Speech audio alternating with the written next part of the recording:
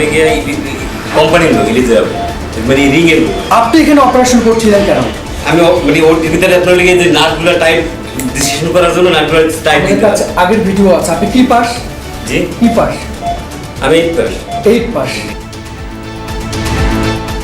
যমুনা টেলিভিশনে প্রচারিত দালালদের সার্জন বনে যাওয়ার খবরে তোলপাড়।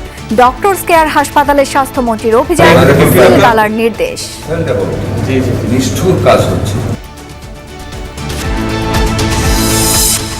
দেশের বেশিরভাগ পাম্পে মিলছে না জ্বালানি তেল।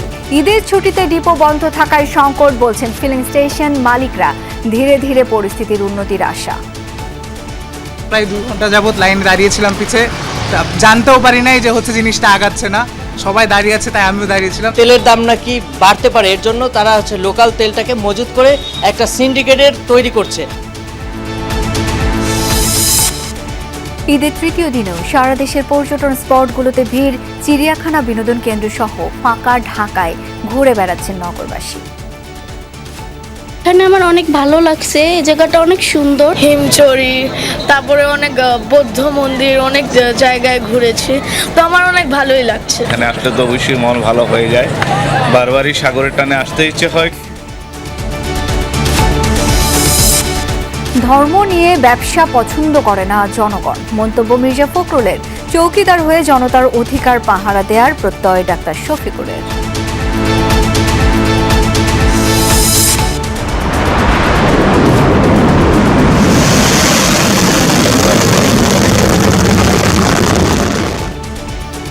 ইরান যৌথ বাহিনী হামলা পাল্টা হামলায় অগ্নিগর্ভ পুরো মধ্যপ্রাচ্য। যুদ্ধবন্ধে তেহরানের সাথে ফলপ্রসূ আলোচনার দাবি ট্রাম্পের।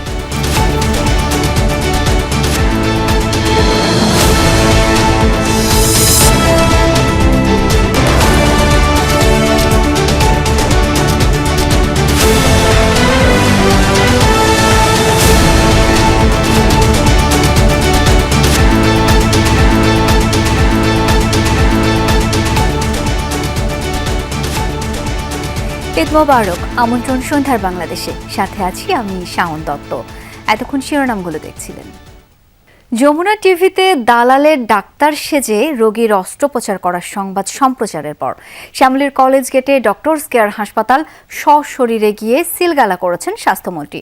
দর্শক, এই ঘটনাস্থলে রয়েছেন আমার সহকর্মী হাসান মিসবা। যাচ্ছি তার কাছে। মিসবা, হাসপাতাল তো সিলগালা হয়ে গেল, দোষী এবং যারা জড়িত তাদের বিরুদ্ধে কি কি ব্যবস্থা নেওয়া হচ্ছে?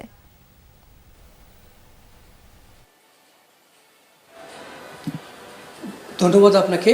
রাজধানীর কলেজ গেটের এই হাসপাতাল, যেখানে অপারেশন করত দালাল এবং চেম্বারের কর্মচারী, এখানে ল্যাব রিপোর্ট দেওয়া হতো ভুয়া, এবং আইসিইউ, এনআইসিইউ সহ অন্যান্য যে সেবাগুলো আছে সেই সেবাগুলো দেওয়া হতো। আমরা বিশেষজ্ঞ কোনো এখানে ডাক্তারও পাইনি, এবং ভুয়া চিকিৎসক দিয়ে এই সেবাগুলো দেওয়া হতো। এই সংবাদটি প্রচারের পর, যমুনা টেলিভিশনের সংবাদটি প্রচারের পরে প্রধানমন্ত্রীর কার্যালয় থেকে নির্দেশনা পাওয়ার পর স্বাস্থ্যমন্ত্রী সর্দার সাখাওয়াত হোসেন তিনি সশরীরে এসে এই হাসপাতালটি সিলগালা করে দিয়েছেন। দর্শক, এ সংক্রান্ত একটি প্রতিবেদন আজ সারাদিন আমরা প্রচার করেছি, আমরা সেটি একটু দেখে আসি।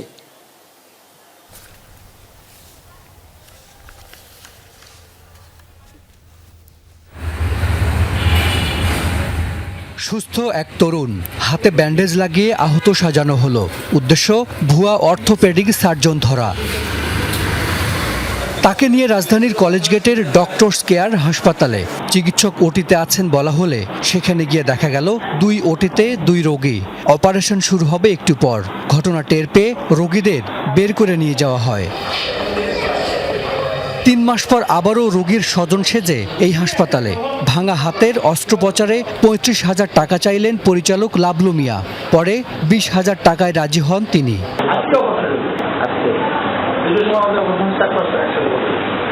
জানা গেল 2 ঘন্টা পর শুরু হবে অন্য এক রোগীর অপারেশন।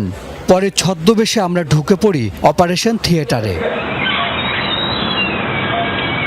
ওটি টেবিলে এক নারী, তার ভাঙা পায়ে চলছে অস্ত্রোপচার, বসানো হচ্ছে ফিক্সেটার। আমাদের উপস্থিতির কারণে হাত গুটিয়ে দাঁড়িয়ে থাকেন সবাই। এখানে নেই কোনো চিকিৎসক। অপারেশন হচ্ছে? আপনি কি ভাই? এভাবে ঢুকে গেলেন ভাই? আমি যমুনা টিভির সাংবাদিক। রোগীর ক্ষতি হতে পারে, কেউ নড়বেন না। না কেউ লড়বে না। সার্জারির এই পদ্ধতিকে বলা হয় ইলিজার্ভ। অত্যন্ত সূক্ষ্মভাবে কাজটি করতে হয়। এটি করছেন রনি নামের এই ব্যক্তি, যিনি 8ম শ্রেণী পাস। আপনি কি পাস? আমি আপনার লেগে কোম্পানির লোক ইলিজার মানে রিং এর লোক। আপনি এখানে অপারেশন করছিলেন কেন? আমি মানে ওটির ভিতরে আপনার লেগে যে নার্ভগুলো টাইট ডিসিশন করার জন্য নার্ভগুলো টাইট দিতে আচ্ছা, আগের ভিডিও আছে। আপনি কি পাস? জি কি পাস? আমি 8 পাস। 8 পাস। আমি ইমপ্লান্ট কোম্পানির কোম্পানির লোক এই ড্রেসে থাকবে না, ওটির ভিতরে ডক্টরদের সঙ্গে সহজে দেখুন। নো। নিখুঁতভাবে এই সার্জারির জন্য ব্যবহার করা হয় বিশেষ প্রযুক্তি সি আর্ম, কিন্তু এখানে ব্যবহার হচ্ছে ভাড়ায় আনা পোর্টেবল এক্স-রে। এক্সরে নিয়েছি, আমার নাম আমিন। কোথা থেকে এসেছেন আপনি? আমি মুন্নি এক্সরে সামনে। মুন্নি এক্সরে। রনি ছাড়াও লাবলু, দুলাল, ফরিদ এই 4 জন নিয়মিত অস্ত্রোপচার করেন এখানে। অর্থোপেডিকের সব ধরনের অপারেশন করেন তারাই, অথচ এদের কেউই মাধ্যমিকের গণ্ডিও পার করেননি। এবার ভুয়া সার্জন দুলাল মিয়ার কক্ষে গিয়ে দেখা মিলল না তার, সটকে পড়েছেন তিনি। এটা হচ্ছে ছাড় বসে, আমাদের ম্যানেজার আছে, ম্যানেজারের সাথে কথা বলি। দুলাল এনআইসিইউ ও আইসিইউ মিলিয়ে চিকিৎসক 1 জন, তিনিও আবার এসেছেন অন কলে, দেখা মিলল না নিয়মিত চিকিৎসকের। আমি এখানে ওইরকম না, আমি জাস্ট অন কলে ডিউটি করি আর কি মাঝে মধ্যে। কিন্তু এখানে তো পার্মানেন্ট কোনো ডক্টর আমরা আইসিইউতে পেলাম না। অন কল দিয়ে আইসিইউ এনআইসিইউ কিভাবে চলবে? এটা অথরিটির সাথে কথা বলে, এটা আমি কিভাবে বলবো? সেবা যেমনই হোক, থেমে থাকে না বিল। একদিনে এই রোগীর আইসিইউ বিল এসেছে ৬২,০০০ টাকা, তাকেও সরিয়ে নেওয়া হচ্ছে এই হাসপাতাল থেকে। এই হাসপাতালে প্যাথোলজি ল্যাব তালা দেয়া। ম্যানেজার জানান ল্যাবটি ব্যবহার করেন না তারা, পরীক্ষা করানো হয় বাইরে থেকে। ইসলাম ডায়াগনস্টিক আছে, বায়োল্যাব আছে, তারপর ওদের কাছ থেকে আমরা এটা নিই। আমরা ভেতরে যেতে চাই, এক পর্যায়ে তালা খুলে দিতে বাধ্য হয় কর্তৃপক্ষ। ভেতরে জ্বলছে আলো, অর্থাৎ কিছুক্ষণ আগেই এখানে ছিলেন কেউ। আপনি বললেন যে এখানে সব বন্ধ, তাহলে রিপোর্ট কিভাবে হচ্ছে? এই যে রিপোর্ট আসে না, কিভাবে হচ্ছে? আমার বন্ধ রাখছিলাম, পরে আবার স্যারের সম্মতিতে আবার শুরু করছি। ডক্টর কেয়ার নামের এই হাসপাতালে প্যাথোলজিটি তালাবদ্ধ ছিল। এই কর্মকর্তা বলছিলেন যে এখানে তারা এই রিপোর্ট প্রস্তুত করেন না, কিন্তু ভেতরে এসে আমরা দেখি কিছুক্ষণ আগে এই রিপোর্টটি প্রস্তুত করা হয়েছে। শুধু এই রিপোর্ট না, আরও অনেকগুলো বিল এখানে প্রস্তুত করা, মানি রিসিট তৈরি করা হয়েছে। এমনকি এখানে মেশিনও অন করা আছে, একটু আগে হয়তো স্যাম্পলও কালেকশন করা হয়েছে। তার মানে এই প্যাথোলজিটি পুরোপুরি চালু আছে, কিন্তু কোনো ম্যান পাওয়ার নাই।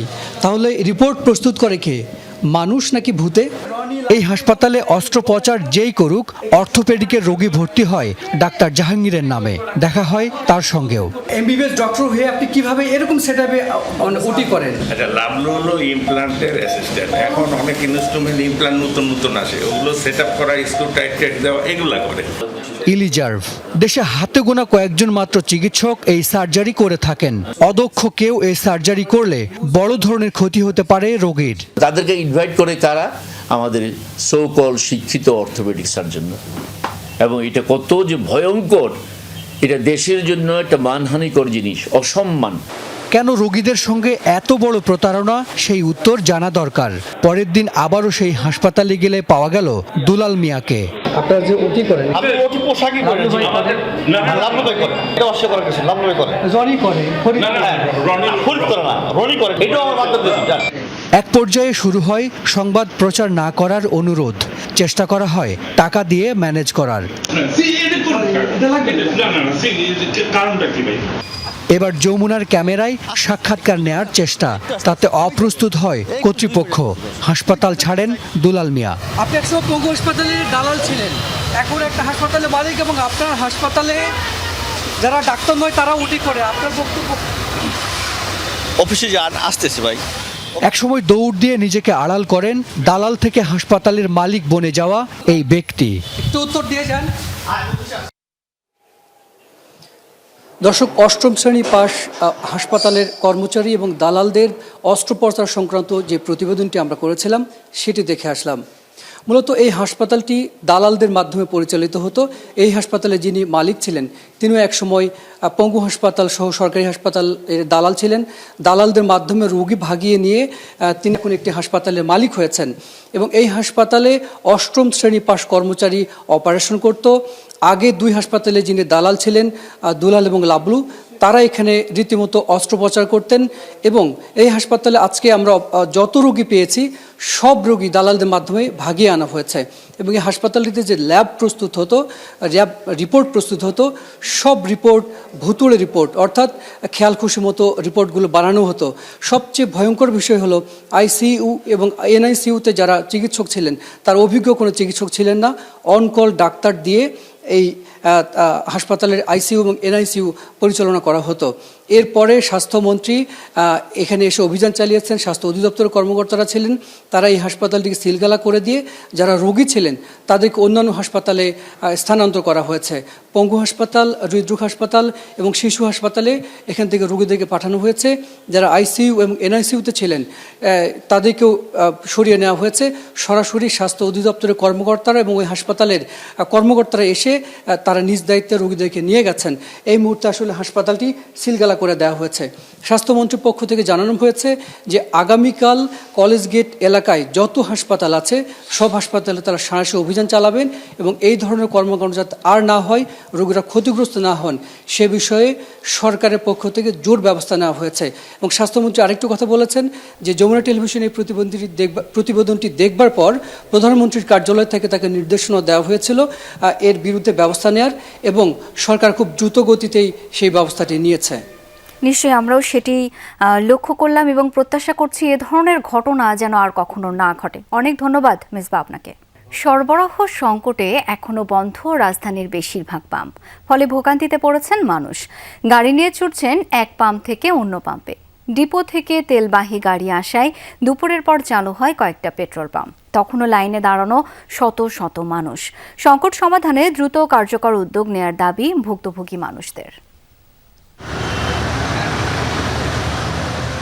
এমন বার্তা দেখলে যে কারোরই মন খারাপ হওয়ার কথা। প্রয়োজনে বেরিয়েছেন বাইরে, হঠাৎ ফুরিয়েছে গাড়ির জ্বালানি। এই অবস্থায় কাছাকাছি পাম্পে গিয়েই পড়তে হয়েছে এমন নোটিশের মুখে। সকাল থেকে গাড়ি চালকরা ছুটেছেন একাধিক ফিলিং স্টেশনে। ঈদের দিন আসি দেখি যে পাম্প বন্ধ। জিজ্ঞেস করলাম সোমবারের দিন সকালে খুলবে। আমি চিন্তা করলাম যে একটু পরেই যাই। আমরা পরিস্থিতি শিকার, পাম্প বন্ধ রয়েছে, আমার অপেক্ষা করাই লাগবে, তেল তো নাই। 7 রাস্তা গেলাম, পেলাম না। এখানে এসে বসে রয়েছে, পাম্প তেল আসবে, তারপরে আসলে পরে দিবে। আমাদেরকে আর কষ্ট দিয়েন না, 5টা ঘন্টা ধরে আমি রাস্তায় দাঁড়ানো, আমাদেরকে তেল নিশ্চিত করুন, আমরা এসি চালিয়ে গাড়ি চালাবো না। পাম্প মালিকদের দাবি, ঈদে 2 দিন ডিপো বন্ধ থাকায় ফুরিয়েছে মজুদ। সোমবার সকাল থেকে জ্বালানি দেওয়া শুরু হলেও তা চাহিদার তুলনায় অপ্রতুল। ঈদের দিন এবং ঈদের পরের দিন ডিপো বন্ধ ছিল।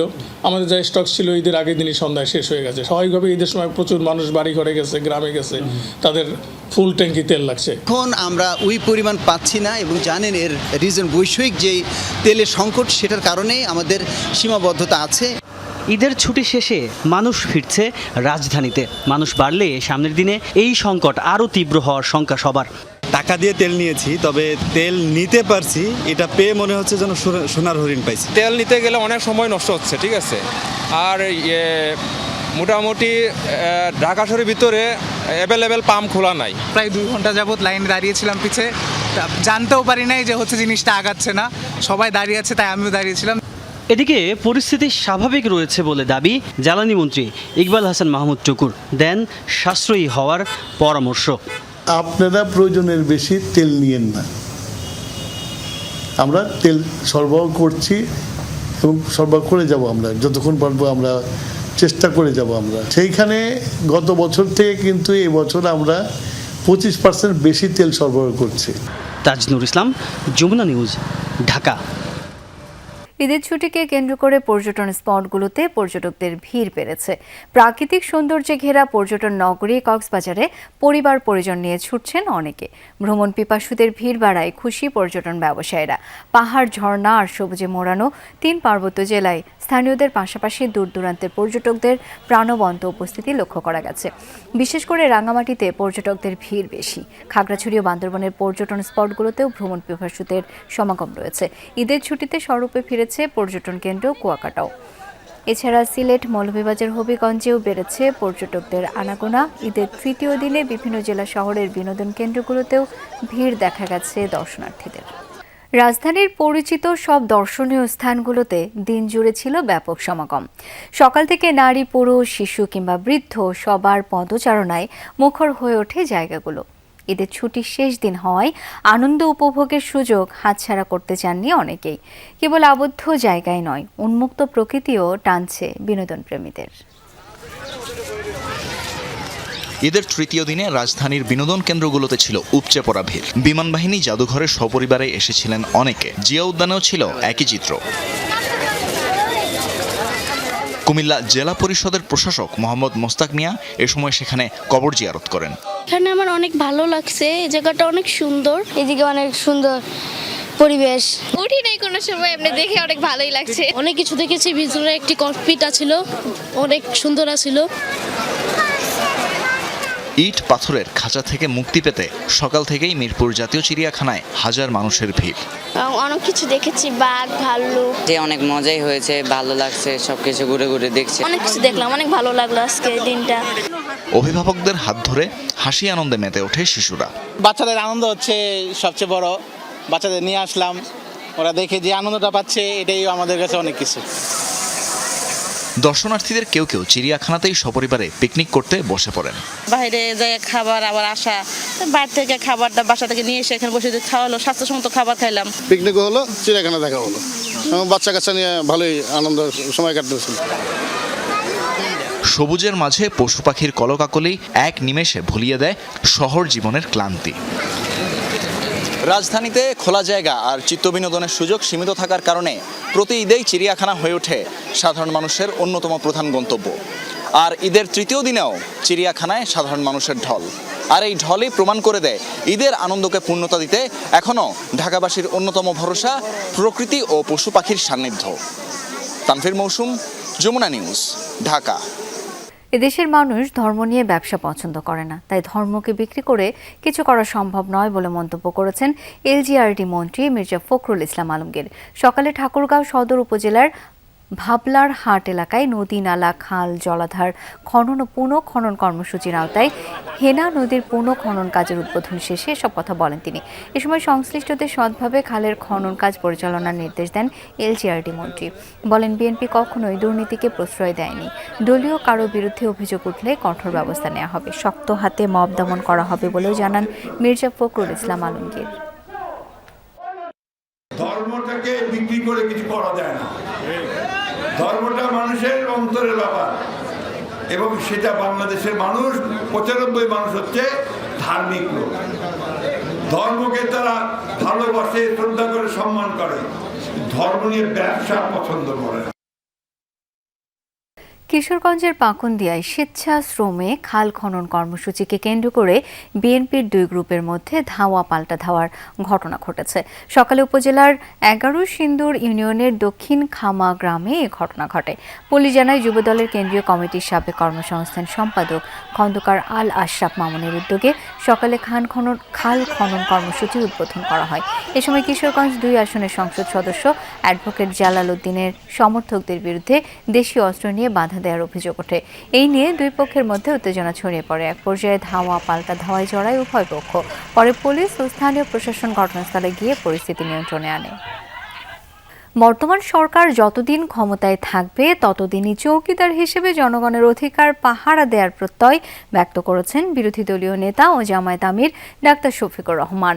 দুপুরে মৌলভীবাজারের কুলাউড়ায় নিজ বাড়িতে বিভিন্ন শ্রেণী পেশার মানুষের সাথে সাক্ষাৎ করেন তিনি। এ সময় ডাক্তার শফিকুর রহমান বলেন, গণতান্ত্রিক প্রক্রিয়ায় নির্বাচিত হয়ে সরকার ক্ষমতায় বসেছে। এখন জেলা পরিষদের প্রশাসক বসানোর কোনো যৌক্তিকতা নেই। সবসময় ভালোর পক্ষে স্লোগান এবং মন্দির বিরুদ্ধে প্রতিবাদ করার প্রতিশ্রুতিও দেন ডাক্তার শফিকুর রহমান।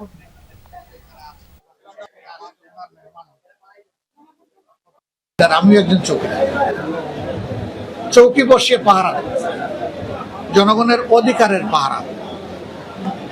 5 বছর যদি এই সরকার বহাল থাকে, 5 বছরই পাহারা দেবে। তাহলে কি ইরান যুদ্ধে পিছু হটলেন মার্কিন প্রেসিডেন্ট ডোনাল্ড ট্রাম্প? হরমুজ প্রণালী খুলে দিতে তেহরানকে 48 ঘন্টার সময়সীমা বেঁধে দেওয়ার একদিন পরে ট্রাম্পের কণ্ঠে নরম সুর। ইরানের বিদ্যুৎ কেন্দ্র জ্বালানি স্থাপনায় হামলার সিদ্ধান্ত 5 দিনের জন্য স্থগিতের ঘোষণাও দিয়েছেন তিনি। দাবি, গত দুদিনে বিরোধ নিরসনে ফলপ্রসূ আলোচনা হয়েছে।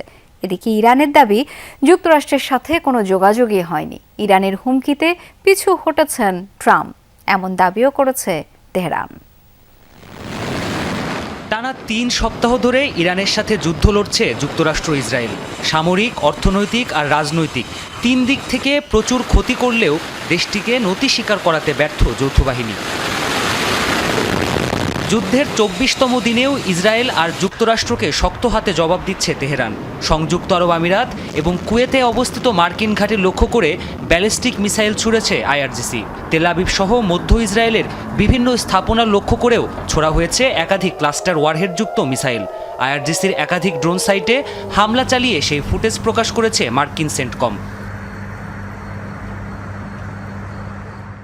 এমন পাল্টাপাল্টি সংঘাতের মাঝেই বিস্ফোরক মন্তব্য করে সাড়া ফেলেছেন মার্কিন প্রেসিডেন্ট ডোনাল্ড ট্রাম্প। ট্রুথ সোশ্যালের এক পোস্টে ইরানের সাথে বৈরিতা দূর করতে আলোচনা চলছে বলে দাবি করেছেন তিনি। অত্যন্ত আনন্দের সাথে জানাচ্ছি যে গেল দুদিনে ইরান ও যুক্তরাষ্ট্রের মধ্যে বৈরিতা সম্পূর্ণভাবে সমাধানের লক্ষ্যে অত্যন্ত ভালো ও ফলপ্রসূ আলোচনা হয়েছে। পরিস্থিতি অনুসারে এই গভীর ও গঠনমূলক আলোচনা আগামী 1 সপ্তাহ ধরে চলবে। আমি যুদ্ধ বিভাগকে আগামী 5 দিনের জন্য ইরানের বিদ্যুৎ কেন্দ্র ও জ্বালানি অবকাঠামোতে হামলা না করার নির্দেশ দিয়েছি। যদিও মার্কিন প্রেসিডেন্টের এমন দাবিকে ভিত্তিহীন বলছে ইরান।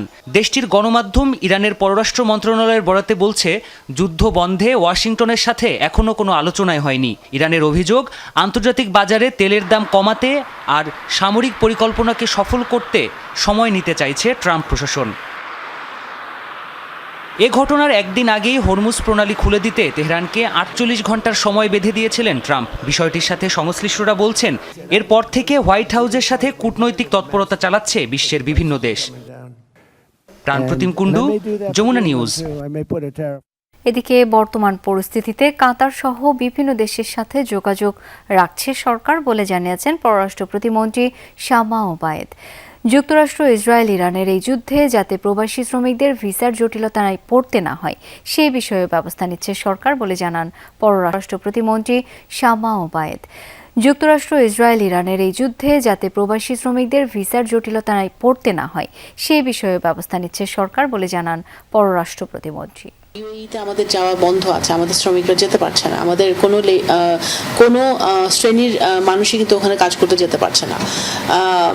এই জায়গাগুলো আমাদের খুলতে হবে, ওদের সাথে আমাদের কথাবার্তা চলছে। নতুন আমরা এক্সপ্লোর করছি যে কোন কোন দেশে কি কি স্কিল, কি কি দরকার। দর্শক, জানাবো ঈদ উচ্ছ্বাসে বাড়ি ফেরার খবর। দর্শক, ঈদের আনন্দ শেষে কর্মব্যস্ত ঢাকায় ফিরতে শুরু করেছেন নগরবাসী। যাত্রী চাপ না থাকায় অনেকটা ভোগান্তি ছাড়াই বাস, লঞ্চ, ট্রেনে রাজধানীতে ফিরছেন তারা। দীর্ঘ ছুটির কারণে আনন্দেই কেটে গেছে ঈদ বলছেন তারা। আবার ঈদের ছুটির শেষ দিনেও ঢাকা ছাড়তেও দেখা গেছে অনেককে। ঈদ শেষ, এবার ফেরার পালা। সোমবার সকাল থেকেই সদরঘাট লঞ্চ টার্মিনালে ভিড়তে থাকে দক্ষিণাঞ্চলের বিভিন্ন রুট থেকে ছেড়ে আসা একের পর এক লঞ্চ। ছুটির দীর্ঘ হওয়ায় এবারের ফেরা অনেকটা স্বস্তিদায়ক বলছেন যাত্রীরা। লম্বা সময়ে স্বজনদের সাথে থাকতে পেরে খুশি সবাই। আনন্দের কথা বলে বোঝানো যাবে না, খুব ভালোভাবে কাটলো আর সুন্দরভাবে আসলাম। ভালো হয়েছে, আমি গেছিও আগে, আসছিও আগে। একবার অনায়াসে টিকিট পেলাম, কেবিন পেলাম, মানে এক্সট্রা টাকা বা চাঁদাবাজি এই টাইপের কোনো ঝামেলা হয়নি। রেল স্টেশনেও দেখা গেছে একই চিত্র। ঈদ শেষ করে রাজধানীতে ফিরছেন অনেকেই। তবে ভোর থেকে কমলাপুর রেল স্টেশনে সিগন্যাল ত্রুটির কারণে ট্রেন পৌঁছাতে বিলম্ব হয় কিছুটা। আবার ঈদের ছুটির শেষ দিনেও অনেককেই রাজধানী ছাড়তে দেখা গেছে। ঈদের একটা অংশ আমরা আমাদের বাসায় করেছি, বাকি অংশ পরিবারের ঢাকাতে যারা আত্মীয় স্বজন তাদের সাথে কাটানোর জন্য আজকে ঢাকাতে এসেছি চট্টগ্রাম থেকে। কক্সবাজার যাব, অনেকক্ষণ যাব দাঁড়ায় আছি। 5টা থেকে যাওয়ার কথা ছিল, এখন আসেনি, 4 ঘন্টা হয়ে গেছে। রাজধানীর বাস টার্মিনালগুলোতেও ছিল যাত্রীদের ভিড়। পরিবারের সাথে ঈদ শেষে হাসি মুখে ফিরছেন অনেকে। তবে রাজধানী ছাড়ছেন এমন মানুষের সংখ্যাই বেশি। যাত্রী যাচ্ছি একটু মা বাবা ভাই বোনের সাথে দেখা করতে। মেয়ের বাড়িতে গেছিলাম, মেয়ের বাসায় বেড়ানো শেষ করে আবার চলে আসলাম আর কি। যাওয়ার সময় এমনিতে যানজট ছিল না, আজকেও আসার সময় কোনো যানজট হয়নি। মঙ্গলবার থেকে শুরু হবে অফিস। পরিবহন সংশ্লিষ্টরা বলছেন ঈদ শেষে রাজধানীতে ফেরা মানুষের চাপ বাড়বে মঙ্গলবার সকাল থেকে। আরিফুর রহমান সবুজ, যমুনা নিউজ, ঢাকা। জাইমা রহমানের চেলসির গোলরক্ষক হবার সুযোগ নিয়ে চলছে নানা আলোচনা। জাইমার কোচ মোহাম্মদ হাকিম বর্তমানে কানাডার একটি পেশাদার ফুটবল ক্লাবে কর্মরত। যমুনা টেলিভিশনকে তিনি জানান, স্কুলে থাকতেই গোলকিপিংয়ে অসাধারণ স্কিল ছিল জাইমার। এমনকি দলকে করেছিলেন বেশ কয়েকবার চ্যাম্পিয়ন, যেটা ইংল্যান্ডেও ধরে রাখলে চেলসির স্কুল পর্যায়ের প্রতিযোগিতায় সুযোগ পাওয়া অসম্ভব কিছু নয়। বরং জাইমা রহমানের ফুটবলের প্রতি ভালোবাসা নারীদের কিছুটা হলেও অনুপ্রাণিত করলে লাভ হবে দেশের ফুটবলের। 2, 3, 4, 5 এই সময়টায় জাইমার টিচার হিসাবে আমি ছিলাম আইএসডি স্কুলে। জাইমা ছিল আমাদের one of the best athlete. She is not a goalkeeper only. She definitely called by the Chelsea or any other team. So আমি actually not surprised that বিশ্বের বড় বড় ক্লাবগুলো বিভিন্ন দেশে প্লেয়ার হান্টিং চালায়। আর্জেন্টিনার রোজারিও গ্রাম থেকে এমনই এক হান্টিংই তো লিওনেল মেসিকে খুঁজে পেয়েছিল বার্সা। কয়েক মাস আগে ঢাকার একটি স্কুলে 5 দিনের ক্যাম্প করে গিয়েছিল বার্সেলোনা ফুটবল একাডেমি। নিশ্চয়ই মনে আছে।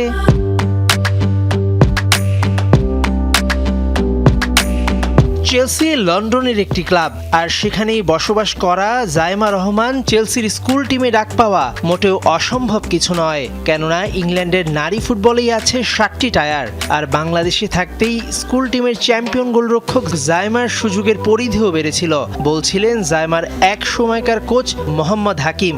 যেই হাই প্রোফাইল কোচ বর্তমানে কানাডার টরন্টোর রিচমন্ড হিলস সকার ক্লাবের গোলরক্ষক কোচের দায়িত্ব পালন করছেন। জাইমা ছিল one of the youngest player in the team. Canada, America বা ইউরোপিয়ান কান্ট্রিগুলোতে গোলকিপিং করতে গেলে first of all they will try to see the height. Zaima was tall, Zaima was brave, mentally sharp, and to be honest, she was very much athletic. বাংলাদেশের ইতিহাসের অন্যতম সেরা গোলরক্ষক আমিনুল হককে জাইমার চেলসির স্কুল পর্যায়ের দলে ডাক পাওয়ার বিষয়টি শেয়ার করেন তার পরিবার, যা যমুনা টিভির ঈদ শোতে তুলে ধরেন বাংলাদেশের ক্রীড়া প্রতিমন্ত্রী। যদিও তা নিয়ে কারো কারো কাছ থেকে নেতিবাচক প্রতিক্রিয়া দেখা যায়, কিন্তু কোচের মুখেই শোনা যাক জাইমার ফুটবল দক্ষতার কথা। ইংল্যান্ডে আপনার গিয়ে যতগুলো টিম আছে ইংলিশ প্রিমিয়ার লিগের, তাদের হিউজ আপনার গিয়ে স্কাউটিং নেটওয়ার্ক আছে লন্ডনে। সো এটা বুঝতে হবে যে তারা অ্যাকচুয়ালি ফোকাস করে যে ইয়াং প্লেয়ারদের বের করে নিয়ে আসার জন্য। বাংলাদেশের নারীরা এখন এশিয়ার সর্বোচ্চ মঞ্চে খেলছে। জাইমা রহমানের ফুটবলের প্রতি ভালোবাসা ওই নারী ফুটবলারদের কিছুটা হলেও অনুপ্রাণিত করতে পারে। মেহেদি নাইম, যমুনা স্পোর্টস, ঢাকা। শরীয়তপুরে আধিপত্য বিস্তারকে কেন্দ্র করে ককটেল বিস্ফোরণ ও শতাধিক ঘর ভাঙচুরের ঘটনা ঘটেছে। এই ঘটনায় 10 জনকে আটক করেছে পুলিশ। ভোরে নড়িয়ার কালাই ভুইয়ার কান্দি ও দরবেশখার কান্দি এলাকায় এই ঘটনা ঘটে। স্থানীয়রা জানায়, ত্রয়োদশ সংসদ নির্বাচনের দিন রাঢ়ী বংশের কয়েকজনের সাথে ধাওয়া পাল্টা ধাওয়া ও হাতাহাতি হয় মেলকার বংশের কিছু লোকের। এরই জেরে ভোরে মেলকার বংশের শতাধিক লোকজন দেশীয় অস্ত্র নিয়ে রাঢ়ী বংশের লোকজনের বাড়িঘরে হামলা করে। এ সময় বেশ কয়েকটি ককটেল বিস্ফোরণ ঘটানো হয়, ভাঙচুর করা হয় শতাধিক বাড়িঘর। হামলায় আহত হন একজন। পরে পুলিশ অভিযান চালিয়ে উভয় পক্ষের 10 জনকে আটক করে। আর এই ছিল সন্ধ্যার বাংলাদেশের আয়োজনে। ধন্যবাদ এতক্ষণ সাথে থাকার জন্য।